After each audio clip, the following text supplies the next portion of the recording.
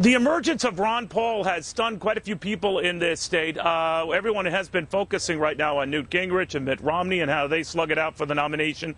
But in this state, he's the guy with the big momentum. And in the latest poll, within just a percentage point of the presumed front runner here, that is, for the moment, Newt Gingrich.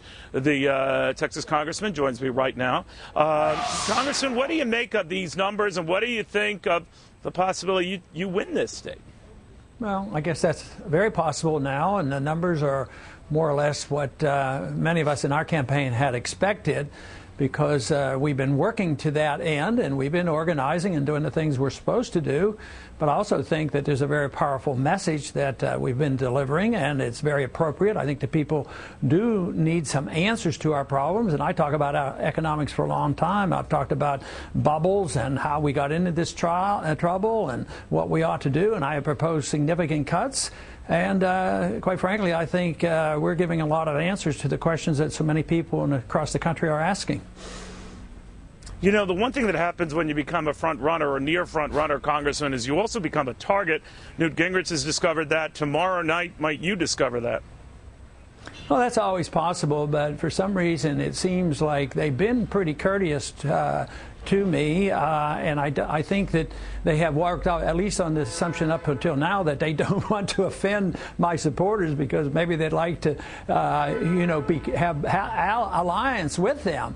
But no, I think you're right. I think people who lead get a lot of criticism, and I would think that I've been challenged on my views for a long, long time. Matter of fact, I've been challenged more than the rest of them have, and as long as they challenge me on the appropriateness of my views, I think I better be able to answer them. But I think I have the ammunition to defend a balanced budget and cutting spending and looking into the Federal Reserve and finally addressing the subject of a runaway interventionist foreign policy, which is draining us so much, in a good place where we can cut some money that wouldn't hurt our people back here at home.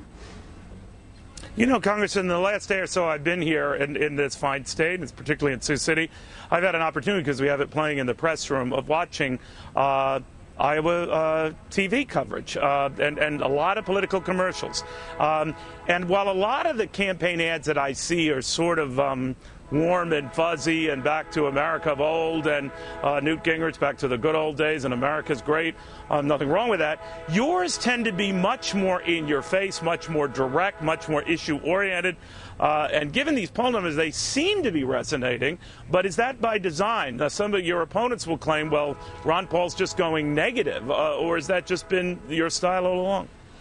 Well, I think negative, in a real negative sense, is when you go after people and you demagogue and distort and fib and take things out of context and become personal. But to talk about people having different positions and having voted for certain things, I think that's appropriate and very necessary. I think that's one of my obligations, to point these things out of the opponents so that they can see a difference. But they're not going to volunteer and tell us, the other candidates aren't going to tell us about their shortcomings, nor does the media do a real good job all the time on bringing up the differences on the issues that I care about. So I think that's my obligation to do that. You know, this has come at a time when some of the candidates who dallied about being in the race versus not are entertaining third-party runs. Gary Johnson maybe looking at a libertarian run tomorrow with an announcement. And last night on this very show, Congressman, Donald Trump on the possibility of a third-party run. I want you to hear this and respond to this. I am looking at it if the Republicans choose the wrong candidate, which is a possibility, and if the economy continues to be bad, which I think it will be because we have incompetent leadership. All right, so you're raising the distinct possibility of running as an independent then? That's right. All right. What do you think of if he does that, if Governor Johnson does that, of anyone among the Republican candidates already competing, do that?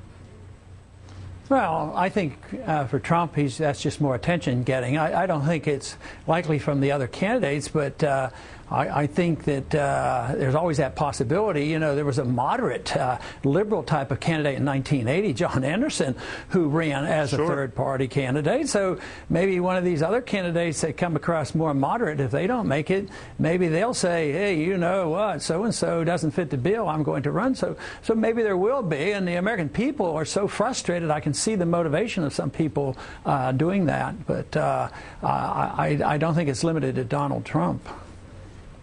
You know, when I raised this very issue with your son, Senator Rand Paul, about you, because the rumors were out there, and you never really altogether quashed them, that you would run as an independent candidate if things didn't go the Republican route.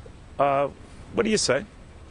Same thing I've said about 35 times and maybe 10 times on your program. I don't have a different answer. You know, no intention of doing it. But I think what I was hinting to a minute ago is maybe you ought to ask some of those moderate Republicans that aren't doing so well. Maybe they'll run as a John Anderson type candidate more so than asking me that question. But my answer remains the same.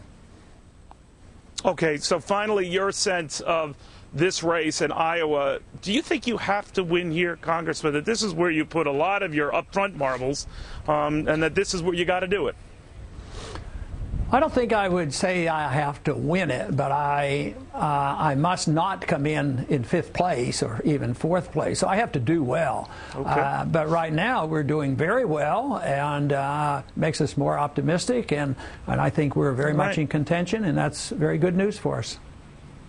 All right. We're looking forward to see you tomorrow. Congressman, thank you very, very much. Ron Paul.